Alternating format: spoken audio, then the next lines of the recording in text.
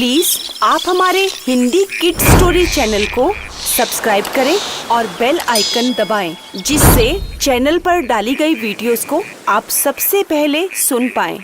और अगर आपको ये कहानियाँ अच्छी लगे तो उन्हें लाइक और शेयर करना ना भूलें। हेलो बच्चों, कैसे हो आप सब? आज हम आपके लिए एक और नई कहानी लेके आए हैं जिसका शीर्षक है जादू की चक्की। गांव के नजदीक एक बहुत बड़ा शहर था। जिस शहर में दो भाई रहते थे जिनका नाम मोहन और सोहन था। मोहन बहुत ही गरीब था और सोहन बहुत अच्छे परिवार से था। सोहन का बहुत अच्छा बिजनेस था। उसका घर बाहर बहुत ही सुंदर था। इतना बड़ा घर जिस घर में सभी ऐशो आराम की सुविधाएं थी। और यहीं मोहन इतना गरीब था कि उसके घर खाने के लिए रोटी तक नहीं थी। उसका परिवार भूख से बिलख रहा था। अब तो उसके घर के ऐसे हालात हो गए थे कि घर पर बच्चों और बीवी के लिए खाने तक के लिए भोजन नहीं बचा था। मोहन बहुत अधिक परेशान था। अब उसे तो मालूम था कि मेरा बड़ा भाई सोहन अच्छे पैसे वाला है। उसका बिजनेस और घर बाहर बहुत अच्छे हैं। क्यों ना उसी से कुछ मदद मांगी जाए। वह मेरा बड़ा भाई है और मेरी मदद अवश्य करेगा। मोहन यह सोचकर अपने बड़े भाई के पास गया और उसने बड़े भाई को सारे हालात बताए और कहा, भैया मैं कुछ दिनों से बहुत दुखी हूँ।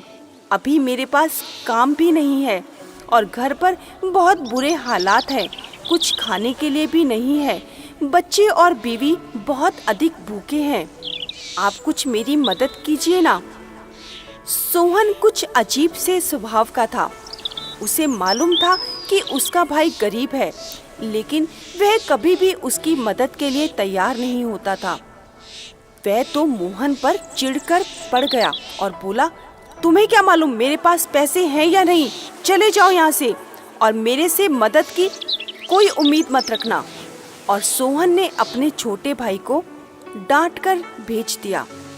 अब मोहन चुपचाप अपने बड़े भाई के घर से वापस आ गया और यही सोच रहा था कि कैसे चलेगा मेरा परिवार, कैसे उन्हें मैं रोटी या कुछ अन्य सुविधाएं दे पाऊंगा। उनके पास तो कपड़े या खाने तक के भी पैसे नहीं हैं। यह सोचकर बड़ा दुखी हो रहा था और चलते चलते सड़क पर यही सोचता जा रहा था। तभी उसने एक सड़क पर बूढ़ी माता को बैठे हुए देखा, जिनके पास काफी सारी लकड़ियां पड़ी थी। मोहन ने उन माता को कहा, माता जी, क्या ये आपकी लकड़ियां मैं आपके घर तक पहुंचा दूं? इसके लिए आप मुझे कुछ पैसे दे देना, क्योंकि मैं बहुत परेशान हूँ। मुझे कुछ पैसे चाहिए जिससे मैं अपने घर का गुजर बसर कर पाऊँ। उस बूढ़ी माता ने कहा, क्या बात है, तुम चेहरे से बहुत अधिक परेशान और दुखी दिख रहे हो। कोई बात है तो तुम मुझे बता सकते हो। अब मोहन ने उस बूढ़ी माता को अपने घर का हाल बता दिया और यह भी बताया कि मैं अपने बड़े भाई के पास मदद के लिए गया था, लेकिन उसने तो मेरी मदद से साफ इनकार कर दिया। बूढ़ी माता को मोहन पर तरस आ गया। बूढ़ी माता ने मोहन से कहा, देखो बेटा, तुम मेरे ये लकड़ियों की गट्ठर मेरे घर तक पहुंचा दो। मैं तुम्हारी बहुत अच्छी मदद कर दूंगी। हो सकता है तुम्हारी गरीबी के दिन टल ही जाए। यह सुनकर मोहन ने उन लकड़ियों के गट्ठर को उठा लिया और सिर पर लाद कर वह उस बूढ़ी माता के घर पर चल दिया। जब उसने सारा सामान माता के घर तक पहुंचा दिया तो बूढ़ी माता ने उसे एक खीर का कटोरा दिया और कहा, देखो बेटा, यह खीर का कटोरा लेकर तुम जंगल की तरफ चले जाओ। जंगल में काफी दूर जाने के बाद एक साथ 3-4 पेड़ आएंगे। उन पेड़ों के पीछे एक बहुत बड़ी गुफा है। उस गुफा में कुछ बोने रहते हैं। वह बोने जादूगर हैं। उन बोनों से कुछ भी मांगा जाए तो वह हमें जरूर देते हैं, लेकिन वह बोने खीर के भूखे हैं। उन्हें इसके बदले में खीर चाहिए। और जब वह तुम्हारे हाथों में यह खीर का कटोरा देखेंगे तो वह इसके लिए ललचाएंगे, लेकिन तुम इसके बदले में उनसे एक जादू की चक्की मांग लेना। मोहन को पहले तो उस बूढ़ी माता की बात कुछ अटपटी सी लगी, लेकिन मोहन बेचारा मरता ना क्या करता, चल पड़ा उस खीर के कटोरे को लेकर जंगल की तरफ। काफी दूर चलता गया, लेकिन उसे तो एक साथ 3-4 पेड़ नजर ही नहीं आए। उसे लगा उस बूढ़ी माता ने मेरे साथ मजाक किया है, मेरी गरीबी का मजाक उड़ाया है। कोई बात नहीं, थोड़ा और आगे की तरफ देख लेता हूँ, नहीं तो फिर घर चला जाऊंगा। यह सोचकर वह चल ही रहा था, तभी उसे 3-4 पेड़ एक साथ दिखे। उसे लगा बात तो सही है, यह 3-4 पेड़ एक साथ हैं, इनके आसपास ही कोई गुफा होगी।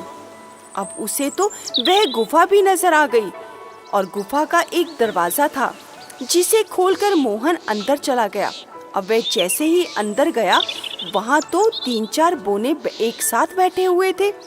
अब जैसे ही उन बोनों ने मोहन के हाथों में खीर का कटोरा देखा, वह तो उस खीर की तरफ दौड़ पड़े और बोले, तुम हमें यह खीर दे दो, इसके बदले में जो भी कुछ हमारे से मांगोगे हम तुम्हें जरूर देंगे। मोहन ने कहा, ठीक है, मैं तुम्हें यह खीर का कटोरा दे दूंगा, लेकिन इसके बदले में तुम्हें मुझे जादू की चक्की देनी होगी। उन बौनों ने कहा, हाँ हाँ क्यों नहीं, लेकिन तुम हमें सबसे पहले खीर का कटोरा दो, तब तुम्हें हम वह चक्की दे देंगे। अब बोनों ने मोहन को जादू की चक्की दी और कहा, एक बात का जरूर ध्यान रखना, इस चक्की से जो भी मांगोगे वह तुम्हें अवश्य मिलेगा, लेकिन यह मिलना तब बंद होगा जब इसके ऊपर तुम एक लाल कपड़ा डालोगे, नहीं तो वह चीज निरंतर निकलती चली जाएगी और उसे बंद कोई भी नहीं कर पाएगा। मोहन उनकी बात सुनकर वह चक्की सिर पर रखकर अपने घर की ओर चल दिया। अब जैसे ही घर पर पहुंचा, घर पर पूरा परिवार भूख से तड़प रहा था। उन्हें बहुत जोरों से भूख लगी थी और वे चुपचाप तीनों लोग बैठे हुए थे। मोहन खुशी से उनके पास गया और बोला, देखो मैंने सारा बंदोबस्त कर लिया है। उसकी पत्नी थोड़ा सा हैरान हो गई और बोली, क्या बंदोबस्त किया है और यह तुम क्या लेकर आए हो? मोहन ने कहा, देखो भाग्यवान, थोड़ा शांति रखो, देखो बस तुम एक कपड़ा ले आओ जो लाल रंग का होना चाहिए। और पत्नी दौड़कर वह लाल रंग के कपड़े को ले आई। अब मोहन ने उस चक्की को जमीन पर रख दिया और उसे घुमाने लगा और कहा, हे चक्की माता, तुम मुझे दाल दो। अब जैसे ही मोहन ने चक्की से दाल मांगी, चक्की में से निरंतर दाल निकलने लगी और फिर मोहन ने उस पर लाल रंग का कपड़ा डाल दिया, जिससे वह दाल निकलनी बंद हो गई। फिर मोहन ने उनसे चावल मांगे और वैसे ही चावल उस चक्की से निकले और फिर से मोहन ने उस पर लाल रंग का कपड़ा डाल दिया। अब मोहन के पूरे परिवार ने दाल चावल पेट भर के खाए। उसकी पत्नी ने बहुत अच्छे से रसोई घर में जाकर दाल चावल बनाए और सारे परिवार ने भर पेट भोजन खाया। अब रोजाना मोहन का परिवार यही करता था। अब तो मोहन दाल चावल और किराने का सारा सामान मार्केट में बेचने लगा। अब दिन प्रतिदिन मोहन की स्थिति बदलने लगी। मोहन मार्केट में जाकर सारा सामान बेचता और उसके बदले में पैसे लेकर आता। जब यह खबर उसके बड़े भाई तक पहुंची, तो सोहन ने कहा, अरे ये मोहन अभी कुछ दिन तो पहले भूख से बिलख रहा था और इसके पास तो एक अन्न का दाना भी नहीं था, और आज यह सेठ बनने जा रहा है। ऐसा क्या चमत्कार हो गया इसके साथ? मुझे चलकर देखना चाहिए। और वे सोहन मोहन के पीछे पीछे जाकर खिड़की से चुपचाप उसके घर झांकने लगा। अब उसने जैसे ही देखा, मोहन तो जादुई चक्की में से कुछ मांग रहा है, और ये क्या, चक्की में से तो निरंतर कुछ ना कुछ सामान निकलता चला जा रहा है। अब सोहन ने वह चक्की चुराने का सोचा। अब जब रात हो गई, सभी घर में सो गए। सोहन चुपके से आया और उस चक्की को चुराकर अपने घर ले गया और अपनी पत्नी को बोला, कुछ दिन के लिए हमें शहर छोड़कर जाना होगा, नहीं तो मुझ पर चोरी का इल्जाम आ जाएगा। और वह उस चक्की को बैलगाड़ी पर लादकर अपनी पत्नी सहित उस शहर को छोड़कर जा रहा था। रास्ते में उसने सोचा, जरा आजमाया तो जाए यह चक्की जादू की है भी या नहीं। उस बेवकूफ ने चक्की से सामान निकालने का तो देख लिया था, लेकिन उसने यह नहीं देखा कि उस सामान को रोका कैसे गया था। उसे चक्की से निकलने के लिए किस प्रकार से मोहन ने उस चक्की के ऊपर लाल कपड़ा डाला था। अब उसने चक्की से कहा, हे चक्की माता, मुझे नमक दो। अब जैसे ही उसने चक्की चलाई, चक्की में से तो लगातार नमक निकलने लगा। अब उस नमक को कौन रोक पाता? वह तो लगातार निकलता चला गया और बेचारे दोनों पति पत्नी उस नमक के ढेर के नीचे दबकर मर गए। देखा बच्चों, इस दुनिया में किसी किसी को बहुत कुछ भाग्य से मिलता है और किसी को उसके लिए बहुत मेहनत करनी पड़ती है। और कभी कभी हम लालच में आकर दूसरों का धन भी चुरा लेना चाहते हैं, जो आज इस कहानी में सोहन ने किया।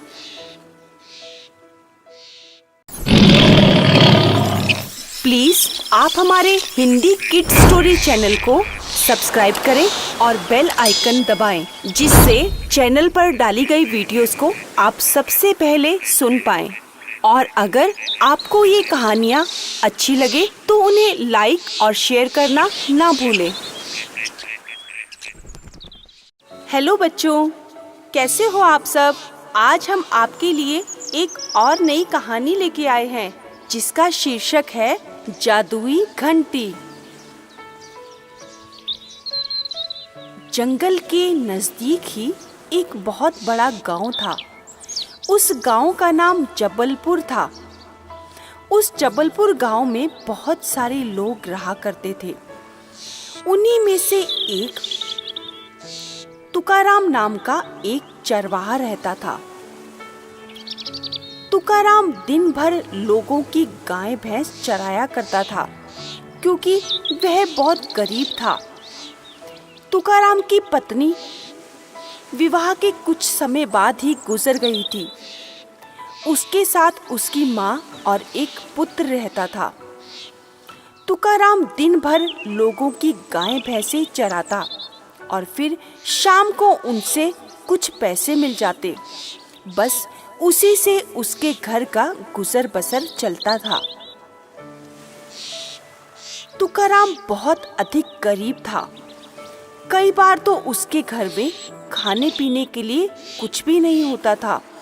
शाम तक उसके माँ और पुत्र उसका इंतजार करते कि शाम को जब तुकाराम घर वापस आएगा तो कुछ पैसे लेकर आएगा, जिससे वह भोजन बना पाएंगे। अब बस इसी तरह तुकाराम की दिनचर्या चल रही थी।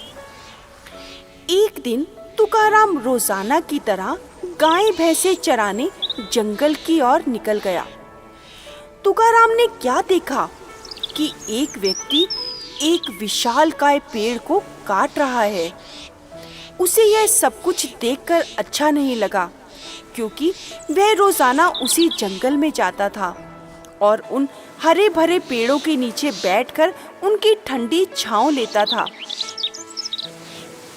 जब तक गाय भैंसे चर रही होती थी, तब तक वह उन्हीं पेड़ों की छांव में सो जाता था। अब जब उसने किसी व्यक्ति को उस बड़े विशालकाय पेड़ को काटते हुए देखा, तो इसे यह सब कुछ देखकर अच्छा नहीं लगा। अब उसने सोचा, मैं इस व्यक्ति को कैसे रोकूं? मेरे कहने पर तो यह रुकेगा भी नहीं। फिर तुकाराम ने एक योजना बनाई। उसने उस व्यक्ति के पास जाकर कहा, तुम जिस पेड़ को काट रहे हो, इस पेड़ पर एक बहुत बड़ा राक्षस रहता है। अगर वह जीवित हो उठा तो तुम्हें खा जाएगा। तुम्हें मालूम है, यह पेड़ कभी कभी जीवित भी हो जाता है। इसमें जान प्राण है। और अगर तुम इसे काटोगे तो यह तुम्हें तुरंत मार डालेगा। अब जब सारी बात उस व्यक्ति ने तुकाराम से सुनी, वह भयभीत हो उठा और पेड़ को छोड़कर जंगल से तुरंत भाग गया। अब तुकाराम ने सोचा, आज मैंने इस पेड़ की रक्षा की है, मुझे बहुत अच्छा महसूस हो रहा है। यह सोचकर फिर से तुकाराम उसी पेड़ की छांव में बैठ गया। लेकिन यह क्या, जैसे ही तुकाराम उस पेड़ की छांव में बैठा, वह पेड़ तो सच में ही जीवित हो उठा।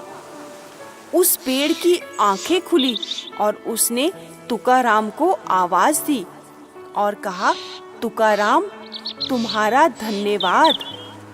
अब जैसे ही तुकाराम ने यह सुना, वह इधर उधर देखने लगा। यह आवाज कहाँ से आई? किसने मेरा नाम पुकारा? जैसे ही तुकाराम ने उठकर उस पेड़ की तरफ देखा, अरे यह क्या, यह तो वह पेड़ है जो बोल रहा है।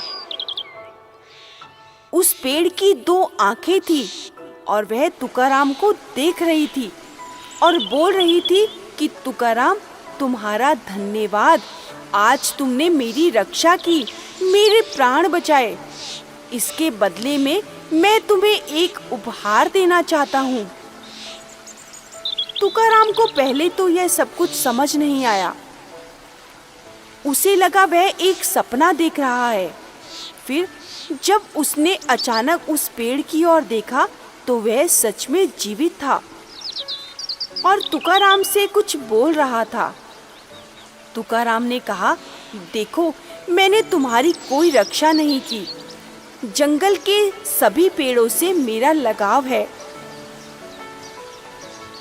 और मैं नहीं चाहता कि यह पेड़ काटे जाए। बस इसीलिए मैंने उस व्यक्ति को रोका। चाहे मैंने उसे झूठ बोला, लेकिन आज मैं खुश हूँ कि मैंने जंगल के पेड़ को बचा लिया। तभी उस पेड़ ने कहा, नहीं तुकाराम, तुमने बहुत अच्छा किया। मैं इसके बदले में तुम्हें यह घंटी उपहार में देना चाहता हूँ। यह घंटी जादुई घंटी है। यह दिन में बस एक बार तुम्हें मांगने पर कुछ भी दे सकती है, लेकिन याद रहे, यह दिन में बस एक बार ही कुछ देगी। उसके अलावा यह तुम्हारी बात भी नहीं सुनेगी। तुकाराम बहुत खुश हुआ क्योंकि वह बहुत गरीब था। उसके घर में तो खाने पीने के भी लाले पड़े हुए थे। अब वह घंटी को लेकर घर आ गया। जैसे ही घर पर आया, उसका पुत्र और उसकी माँ उसका इंतजार कर रहे थे कि तुकाराम कुछ पैसे लेकर आएगा तो बाहर से कुछ खरीद कर वह घर पर भोजन पकाएंगे। अब जैसे ही तुकाराम घर आया, उसने अपनी माँ को सारी जंगल की घटना बताई और कहा, माँ, आज से हमें भोजन की कोई चिंता नहीं करनी। अब हमारी गरीबी के दिन कट गए। उसकी माँ को समझ नहीं आया। फिर तुकाराम ने कहा, माँ, तुम कमरे में आ जाओ, मैं तुम्हें वहीं पर ही सब कुछ दिखाता और समझाता हूँ। अब तुकाराम ने वह घंटी रखी और उससे भोजन मांगा। अब सबकी प्लेट में भोजन परोस गया और सबने पेट भरकर खाया। उन्हें ऐसा लगा जैसे कई सालों बाद आज उन्होंने ठीक ढंग से भोजन किया। तुकाराम और उसका परिवार बहुत खुश हुए। अब रोजाना यही चलता रहा। एक दिन तुकाराम जंगल में पेड़ की छांव के नीचे लेटा था। उसे अचानक इतनी जोरों से भूख लगी। अब उसने अपनी जेब में देखा तो वह घंटी तो घर ही भूल आया था। अब शाम होने पर जब वह घर पहुंचा तो उसने माँ से कहा, माँ, वह घंटी कहाँ है? मुझे बहुत जोरों से भूख लगी है, मुझे उससे भोजन मांगना है। तो माँ ने तुकाराम से कहा, तुकाराम, तुम्हारे पुत्र को और मुझे बहुत जोरों से भूख लगी थी, इसीलिए हमने उससे भोजन मांग लिया। अब तुम्हारे लिए थोड़ा सा बचा पड़ा है, तुम वही खाकर सो जाओ। तुकाराम को बहुत दुख हुआ।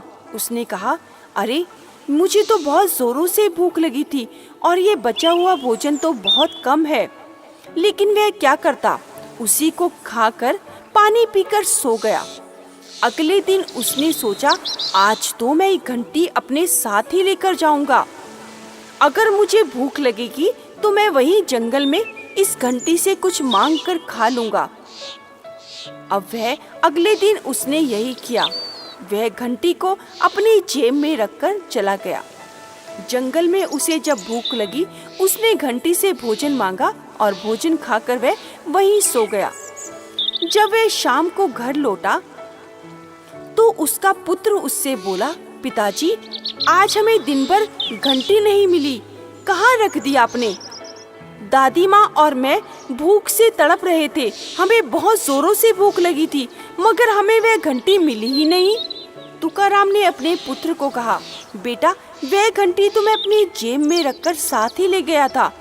अब यह क्या, भोजन तो घंटी से सिर्फ एक बार ही मिलना था।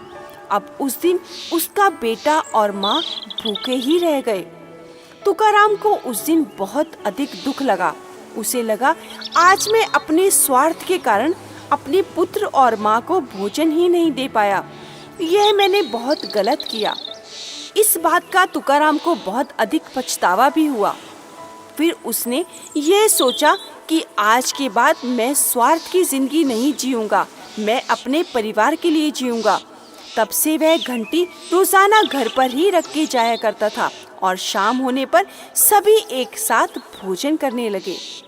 देखा बच्चों, तुकाराम गरीब था, लेकिन वह जादुई घंटी के लालच में आ गया और स्वार्थी बन गया।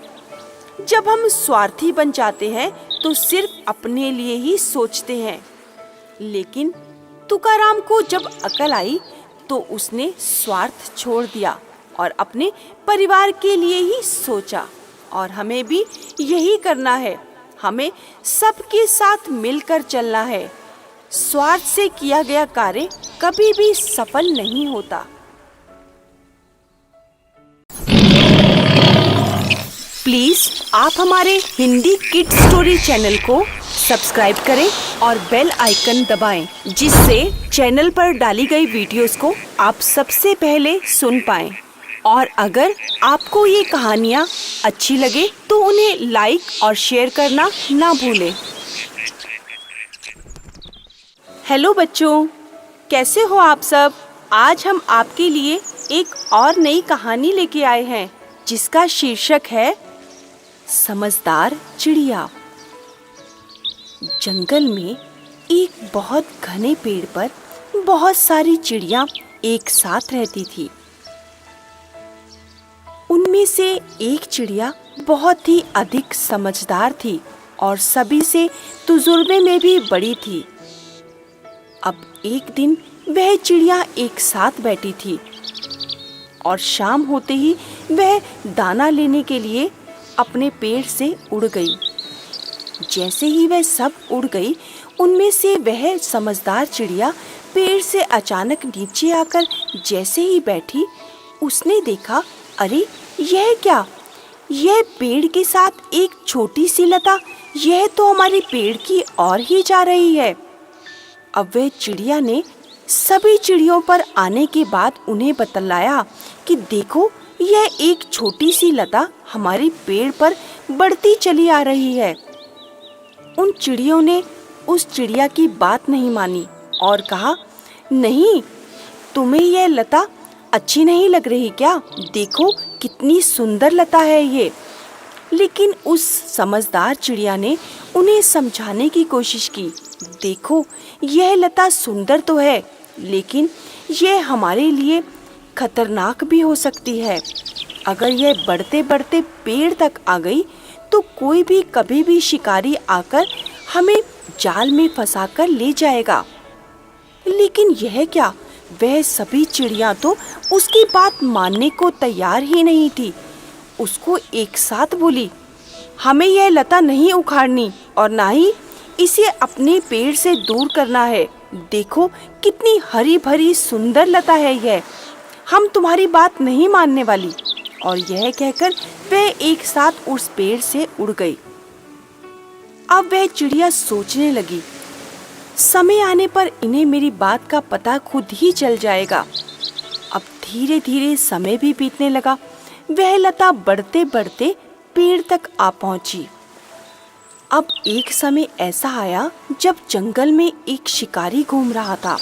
अब वह यह देख रहा था कि किस पेड़ पर जाकर मैं अपना जाल बिछाऊं, जिससे कुछ चिड़िया मेरे जाल में फंस जाए और उन्हें बेचकर अच्छा पैसा मैं कमा लूं।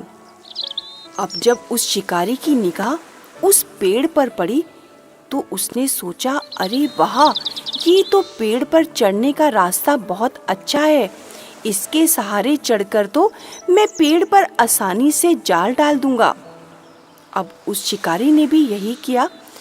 वह उसी पेड़ पर चढ़ा और जहाँ एक साथ वह चिड़िया सारी रहती थी, उसने वहाँ पर जाल डाल दिया और आराम से उस पेड़ से नीचे उतरा और अगले दिन आकर चिड़ियों को ले जाने के लिए सोचने लगा और कहा, कल आऊँगा और इन सभी चिड़ियों को मार्केट में जाकर बेचूंगा और बाजार में बहुत अच्छी कीमत मिल जाएगी मुझे।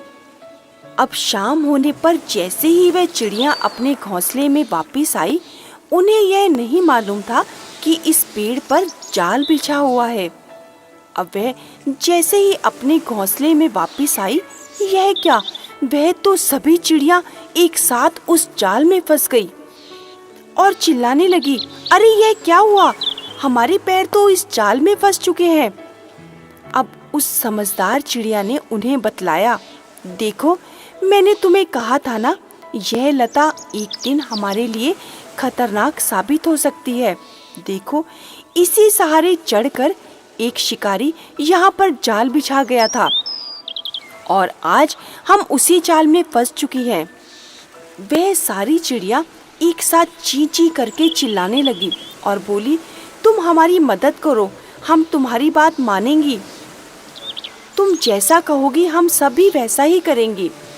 अब उस समझदार चिड़िया ने उन्हें कहा, देखो, कल यह शिकारी वापस जरूर आएगा और जैसे ही वह शिकारी पेड़ पर चढ़ेगा, तुम सब मृत हो जाना।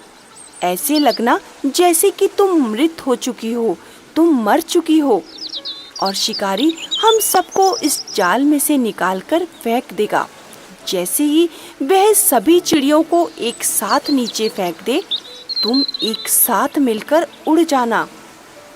अब सभी चिड़ियों ने उस चिड़िया की बात मानी और वैसा ही किया।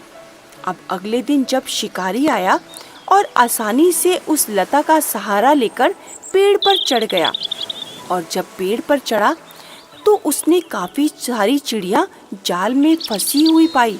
वह बहुत खुश हुआ, अरे वाह, मेरे जाल में तो काफी सारी चिड़िया फंस गई हैं, आज तो बहुत अधिक मुनाफा कमाऊंगा। अब यह क्या, जैसे ही उस शिकारी ने चिड़ियों को देखा, अरे यह तो सब मृत हो गई, अब मैं इनका क्या करूंगा, मुझे आज किसी और पेड़ पर जाल डालना पड़ेगा। चलो इन चिड़ियों को जाल से बाहर निकालकर इन्हें बाहर फेंक दूं और कहीं और जाकर अपना जाल लगाऊं। अब यह सब कुछ चिड़िया अंदर ही मन सुन रही थी और सोचने लगी कि हमारी चाल कामयाब हो गई। अब जैसे ही शिकारी ने चिड़ियों को निकालकर बाहर फेंका, अब जैसे ही आखिरी चिड़िया उस शिकारी ने फेंकी, चिड़ियों ने तो जैसे ही शिकारी को पेड़ से नीचे उतरते हुए देखा, वह तो एक साथ फुर्र हो गई और एक साथ उड़ गई। अब शिकारी तो उन्हें देखता का देखता ही रह गया। अरे क्या चालाकी खेल गई है चिड़िया मेरे साथ, आज तो इन सभी चिड़ियों ने मुझे बुद्धू बना दिया। वाह, क्या तरकीब लगाई है इन्होंने। अब वह एक समझदार चिड़िया ने उन सभी चिड़ियों की जान बचा ली। देखा बच्चों, जब हमें कोई अच्छी बात समझाता है तब हमें उसकी वह बात समझ में नहीं आती, लेकिन समय आने पर वह बात हमें जब समझ आती है तो समय बहुत दूर तक निकल जाता है। इसीलिए हमें अपने बड़ों की बात को मानना चाहिए। प्लीज आप हमारे हिंदी किड स्टोरी चैनल को सब्सक्राइब करें और बेल आइकन दबाएं, जिससे चैनल पर डाली गई वीडियोस को आप सबसे पहले सुन पाएं। और अगर आपको ये कहानियाँ अच्छी लगे तो उन्हें लाइक और शेयर करना ना भूलें। हेलो एवरीवन, कैसे हैं आप सब? आज हम आपके लिए फिर से एक नई कहानी लेकर आए हैं, जिसका शीर्षक है जादू का मटका। मधईपुरा एक बहुत छोटा सा गांव था। उस गांव में हमेशा शुरुआत से ही पानी की किल्लत रहती थी। गांव के सभी लोग दूर दूर से पानी भरकर अपने घर में लाते थे। वहां पर हर व्यक्ति पानी का बहुत किल्लत से इस्तेमाल करता था, क्योंकि उन्हें मालूम था कि पानी भरने के लिए हमें गांव से बाहर जाना पड़ता है और फिर पानी भर कर लाना बहुत ही मुश्किल काम है। इसीलिए वह सभी पानी का इस्तेमाल बहुत ही संभल कर करते थे। उसी गांव में एक चंदू नाम का लड़का रहता था। वह भी अपने परिवार के साथ उसी गांव में रह रहा था। चंदू बहुत छोटा सा एक दुकानदार था, जिसकी छोटे मोटे सामान की एक दुकान थी। वह घर के इस्तेमाल का सामान उस दुकान में रखता था। जिसे कोई भी घर का जरूरत का सामान चाहिए होता था, वह चंदू के पास आकर उससे सामान ले लेते थे। अब एक बार चंदू भी गर्मी के दिनों में अपनी दुकान पर बैठा था और गर्मी भी उन दिनों बहुत अधिक पड़ रही थी और दोपहर के समय कोई भी ज्यादातर दुकान पर नहीं आता था। लेकिन फिर भी चंदू ईमानदारी के साथ अपने दुकान पर पूरा दिन बैठता था कि शायद किसी भी व्यक्ति को कोई सामान की जरूरत पड़ी तो वह अवश्य आकर लेगा। अब एक दिन ऐसा ही हुआ। भरी दोपहर में एक बूढ़ा व्यक्ति चंदू की दुकान पर आया और बोला, बेटा, मैं इस दोपहर में घूम घूम कर थक गया हूँ। मुझे बहुत जोरों से प्यास लगी है। क्या तुम मुझे एक पानी का गिलास पिला सकते हो? अब यह बात सुनते ही चंदू चौंक गया, क्योंकि उसे मालूम था कि पानी भरने के लिए तो गांव से बाहर जाना पड़ता है और मेरे पास तो गुजारे लायक ही पानी है। शायद ही ये पानी शाम तक चल पाएगा। उसने उस बूढ़े बाबा से कहा, बाबा देखो, पानी की किल्लत है, लेकिन फिर भी मैं आपको एक गिलास पानी पिला सकता हूँ, क्योंकि इस गर्मी के मौसम में मैं किसी को पानी के लिए मना नहीं कर सकता। तो एक गिलास आप पानी पी सकते हैं। चंदू मटके के पास गया और वहां से एक गिलास पानी भर के उसने उस बूढ़े बाबा को दे दिया। अब यह क्या, जैसे ही बूढ़े बाबा ने एक गिलास पानी पिया, उनकी तो प्यास बुझी ही नहीं। उन्होंने कहा, चंदू, मुझे और पानी चाहिए। क्या तुम मुझे और पानी दे सकते हो? लेकिन यह क्या, वह चंदू से उस बात की आज्ञा नहीं। उन्होंने तो उठकर ही वह मटके को अपने मुंह से लगाया और गड़गड़ करके सारा पानी पी गए। चंदू तो उनका मुंह ताकता ही रह गया, लेकिन वह उस बूढ़े बाबा को मना भी नहीं कर पाया। उसे लगा कि इन्हें बहुत अधिक प्यास लगी है। कोई बात नहीं, मैं पानी फिर से भर लाऊंगा। लेकिन आज ये बूढ़े बाबा मेरी दुकान से प्यासे चले गए तो मुझे इस बात का दुख हमेशा रहेगा। बूढ़े बाबा चंदू की दुकान से चले गए। अब जैसे ही थोड़ा समय बीता, काफी समय बाद चंदू को प्यास लगी। चंदू ने सोचा, मटके में शायद कुछ पानी बचा हो तो मैं वह पानी पी लेता हूँ, मेरी प्यास बुझ जाएगी। चंदू अपनी जगह से उठा और वह मटके की ओर बढ़ा। जैसे ही वह मटके की ओर बढ़ा, उसने मटके को उठाकर अपने मुंह से लगाया और जो बचा हुआ पानी था वह चंदू पीने लगा। उसमें सिर्फ थोड़ा ही पानी बचा था। चंदू की प्यास बुझ गई। अब तो चंदू को मालूम था कि मटका पूरी तरह से खाली हो चुका है, उसमें एक भी बूंद पानी की नहीं है। अब जैसे ही दोपहर हुई, तो चंदू के पास एक व्यक्ति आया जो गांव का ही था। उसने कहा, चंदू, थोड़ा सामान चाहिए था, घर पे कुछ मेहमान आने वाले हैं, इसीलिए इस भरी दोपहर में मुझे आना पड़ा। तुम कृपया करके ये लिस्ट में लिखा हुआ सारा सामान मुझे दे दो। चंदू ने उस व्यक्ति का हालचाल पूछा और कहा, कोई बात नहीं, जब जरूरी सामान हो तो तुम मेरी दुकान से आकर ले सकते हो, लेकिन सबसे पहले यह बताओ कि तुम्हारी तबीयत कैसी है। तुम तो कुछ दिनों से बीमार चल रहे थे, तुम्हारे पैर में बहुत अधिक मोच आई थी, उसका क्या हाल है? उस व्यक्ति ने कहा, कहाँ चंदू, मेरी मोच तो काफी समय से लगातार चल रही है और ठीक होने का नाम ही नहीं ले रही। कितने डॉक्टरों को दिखा चुका हूँ, लेकिन इस पर कोई भी असर नहीं है। ये तो वैसे की वैसे ही है। फिर भी मुझे तो अब काम करना ही है, तो क्या करूँ? घर का सामान तो लाना ही था, इसीलिए मैं ही आ गया। तुम मुझे सामान दे दो, कहीं मैं देर से घर पहुँचा तो घर वाले मुझे डांटेंगे। तुम मुझे सामान दे दो, मैं निकल पड़ूं। चंदू ने कहा, हाँ हाँ, बस तुम थोड़ा सा इंतजार करो, मैं अभी सारा सामान लेकर आता हूँ। अब चंदू ने लिस्ट में लिखी हुई सारी सामान की सामग्री उसके झोले में डालनी शुरू कर दी। लेकिन यहाँ बैठा हुआ व्यक्ति प्यास से तड़प रहा था। उसने कहा, चंदू, क्या मुझे तुम्हारी दुकान से थोड़ा सा पानी पीने को मिलेगा? गला सूख रहा है और घर पहुँचने तक तो मैं प्यास से मर ही जाऊंगा। मुझे थोड़ा सा पानी मिल जाए तो तुम्हारी बड़ी मेहरबानी होगी। चंदू ने उस व्यक्ति से कहा, देखो भाई साहब, मेरी दुकान में थोड़ा सा पानी था, अभी एक बूढ़े बाबा आए थे, मैंने उन्हें वह पानी पिला दिया। अब शायद मेरे इस घड़े में एक बूंद भी पानी नहीं है। अरे चंदू, तुम यह क्या कह रहे हो? तुम एक बूंद की बात कर रहे हो? तुम्हारा घड़ा तो लबालब पानी से भरा हुआ है। तुम मुझसे झूठ बोल रहे हो क्या? वह व्यक्ति कहकर हंसने लगा। अब यह सुनते ही चंदू ने अपनी जैसे ही गर्दन घुमाई, यह क्या? घड़े में तो लबालब पानी भरा हुआ था। यह सब देखकर चंदू हैरान हो गया। अरे, अभी तो घड़ा खाली था। अब चंदू ने अपनी बात को ढकते हुए कहा, अरे भाई, क्या करूं, इतनी गर्मी है, गर्मी से तो लगता है मेरी मत ही मारी गई है। जो मुझे याद ही नहीं रहा कि सुबह तो मैंने घड़ा भरा था, फिर कैसे खाली हो जाएगा। लो, तुम भी पानी पी लो। यह कहकर चंदू ने उस घड़े में से एक गिलास पानी भरकर उस व्यक्ति को दे दिया।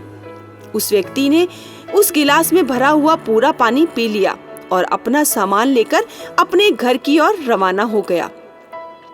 अब यह क्या? कुछ घंटों बाद वह व्यक्ति अपनी बहन को लेकर चंदू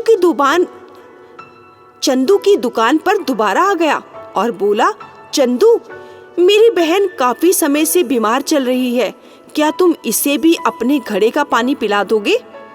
यह बातें सुनकर चंदू हैरान हो गया और बोला, मेरे घड़े का पानी पीने के लिए तुम इसे अपने घर से लेकर आए हो? क्या बात है? तो उस व्यक्ति ने कहा, चंदू, तुम्हारे घड़े का पानी तो जादू का है। जैसे ही मैंने इस जादू के मटके का पानी पिया, मेरे पैर की मोच जो काफी समय से लगातार चल रही थी, वह तो एक क्षण में दूर हो गई। चंदू भी उसकी बातों को सुनकर थोड़ा अचंभित हो गया।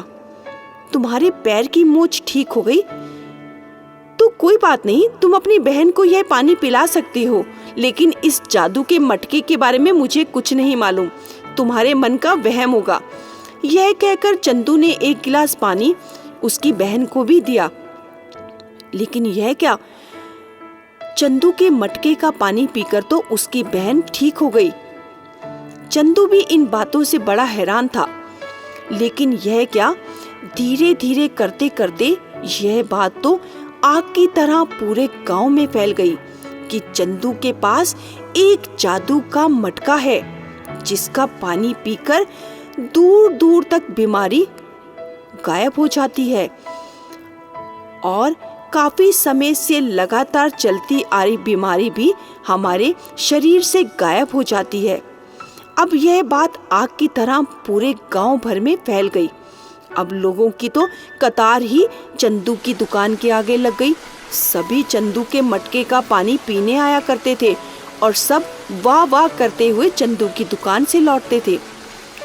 चंदू को भी मालूम चल गया था कि वह बूढ़े बाबा जो मेरे दुकान से मटके का पानी पीकर गए थे, यह करामात उन्हीं बूढ़े बाबा की है। उन्हीं की कृपा से यह मटके का पानी चमत्कारी हो गया और यह जादू का मटका बन गया। अब चंदू भी किसी से कोई भी पैसा नहीं लेता था और अपनी ईमानदारी के साथ सबकी सेवा करता रहा और उसके मन में कोई भी लालच नहीं थी। अब एक बार की बात है, चंदू की दुकान पर एक बूढ़ा व्यक्ति आया। उससे पहले थोड़ी देर ही चंदू सोच रहा था कि अगर कोई बड़ा व्यापारी मेरी दुकान पर आ जाए और मेरे मटके का पानी पीकर मुझे काफी सारा पैसा दे जाए तो मैं तो दिनों दिन माला माल हो जाऊंगा।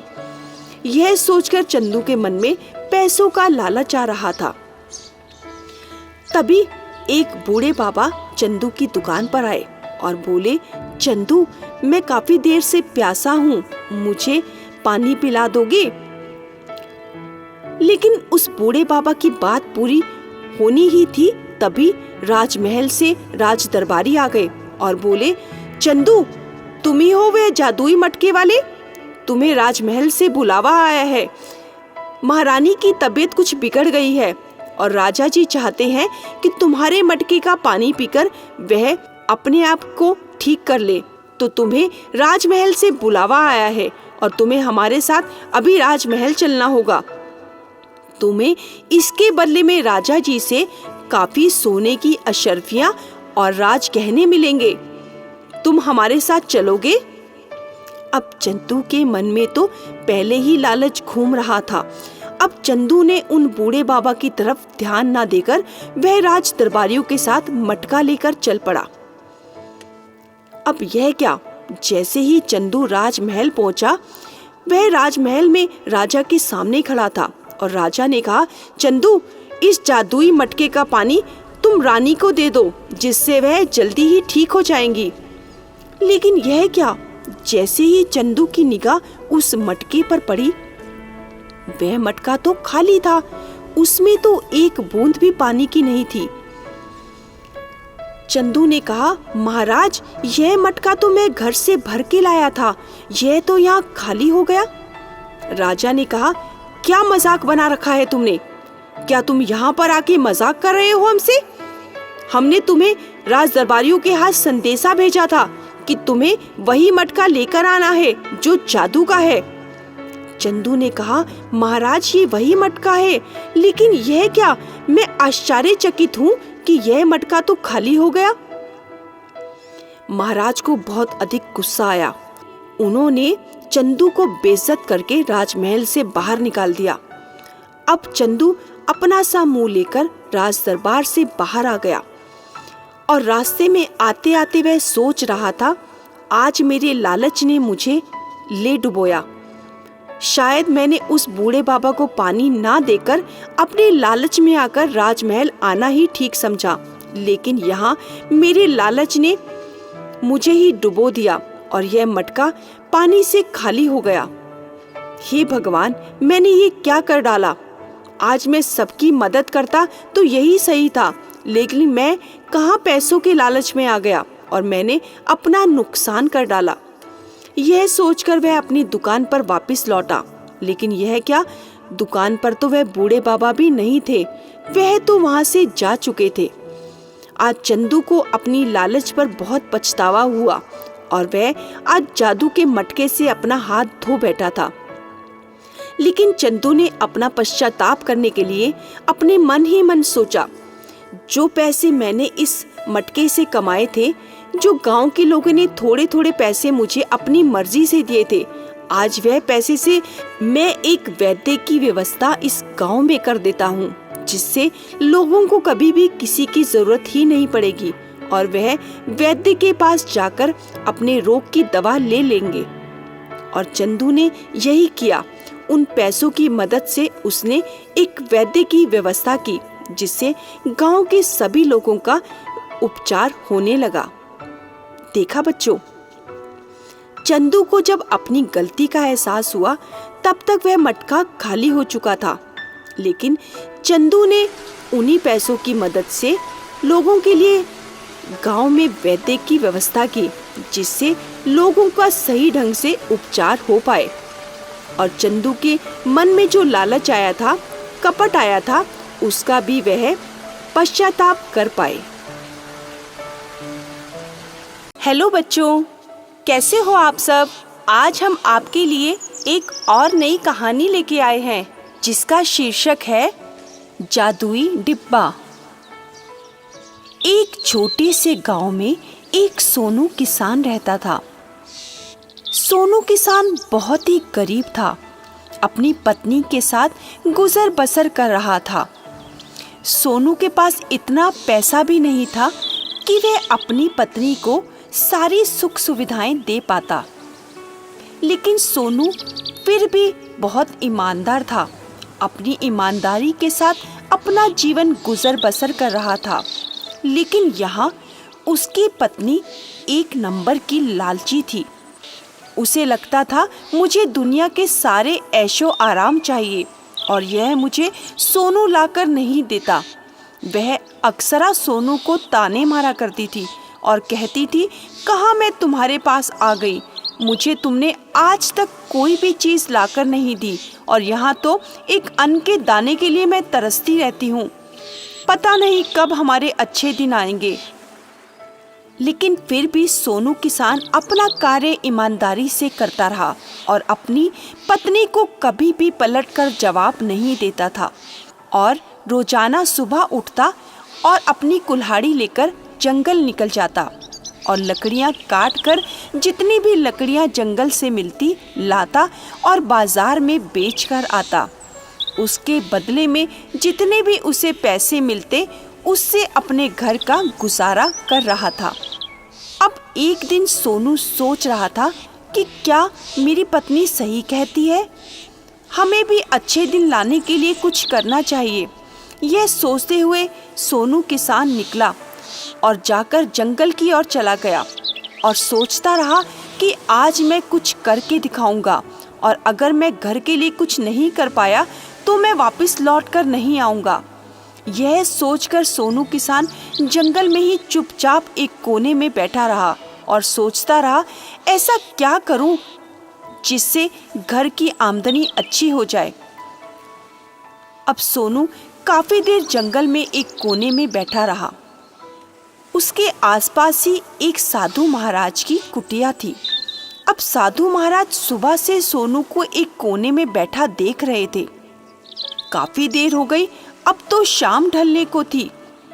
तो साधु महाराज एकाएक सोनू के पास आए और बोले, तुम कौन हो और तुम यहाँ एक कोने में सुबह से बैठे हो? कोई बात है क्या, तुम मुझे बता सकते हो? सोनू ने कहा, महाराज ऐसी तो कोई बात नहीं है, लेकिन मैं बहुत गरीब हूँ और मैं अपनी पत्नी को सारी सुविधाएं नहीं दे पा रहा, इसीलिए वह रोजाना मुझे खरी खोटी बातें सुनाती है। अब मैं भी क्या करूं?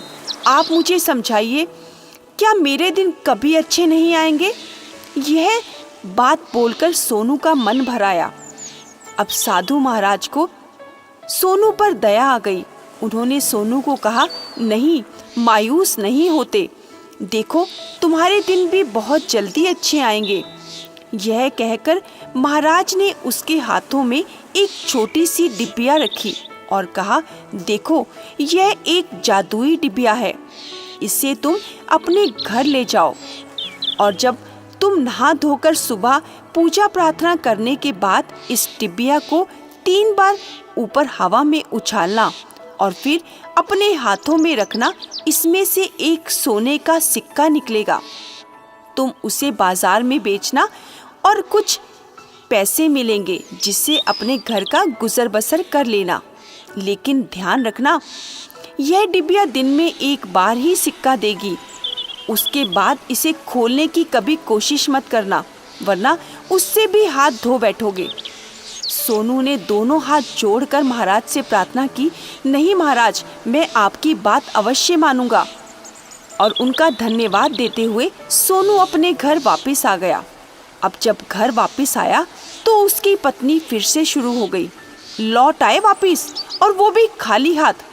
सोनू बोला, नहीं भाग्यवान, देखो आज मैं कुछ लेकर आया हूँ, और वो भी कोई छोटी मोटी वस्तु नहीं, जादुई डिबिया।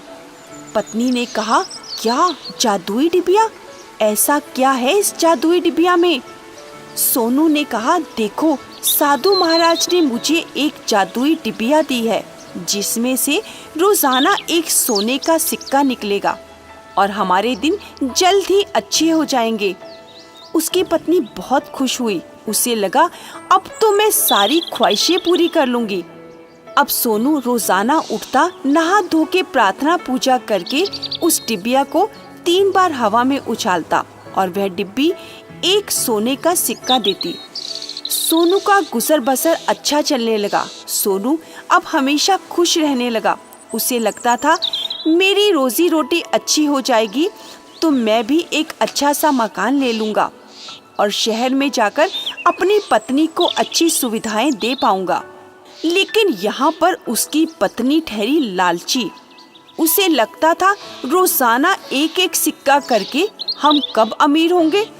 क्यों ना मैं ऐसा करूं कि इस डिबिया से एक साथ सारे सिक्के निकाल लूं, जिससे मैं एकदम अमीर हो जाऊंगी, वरना मुझे तो अमीर होने में कई साल लग जाएंगे। यह सोचकर सोनू जब घर पर नहीं था, उसकी पत्नी उस डिबिया को उठाकर लाई और सोचा, इसे खोलकर सारे सिक्के निकाल लेती हूँ। सोनू की पत्नी ने एकाएक उस डिबिया को खोल डाला और उसमें से उसका ढक्कन जैसे ही उसने खोला, यह क्या, डिबिया तो अंदर से खाली थी। वह घबरा गई और उसके हाथों से वह डिबिया भी छूट गई और नीचे गिरकर वह जादुई डिबिया टूट गई। वह बहुत अधिक घबरा गई। तभी सोनू भी जंगल से लकड़ी काटकर घर लौट आया। उसने अपनी पत्नी को इस हालत में देखा तो वह भी घबरा गया। क्या हुआ? यह तुमने क्या किया? उसकी पत्नी ने उसे सारी बात बताई और बोला कि मैं लालच में आ गई थी, मुझे माफ कर दो। इस लालच ने आज हमसे सब कुछ छीन लिया, मुझे माफ कर दो। मैं आज के बाद तुम्हें कभी भी कोई बात नहीं सुनाऊंगी। भगवान ने शायद मुझे यह शिक्षा देने के लिए ही ऐसा किया है। तुम मुझे माफ कर दो। सोनू ने अपनी पत्नी को समझाया, देखो, जब हम लालच में आकर बहुत अधिक कमाना चाहते हैं तो हमारी यही दशा होती है जो तुमने आज किया, और तुम्हें ऐसा करने के लिए मजबूर तुम्हारे लालच ने किया। अगर तुम ऐसा ना करती तो शायद थोड़ा थोड़ा कमा कर भी हम अमीर हो जाते, लेकिन तुम्हारा लालच ही तुम्हें ले डूबा। देखा बच्चों, आज सोनू की पत्नी लालच में आकर अपने पास आया हुआ थोड़ा धन भी गवा बैठी। अगर वह आज ऐसा ना करती तो शायद सोनू के भी दिन अच्छे आ जाते, लेकिन आज उसे उसका लालच ही ले डूबा।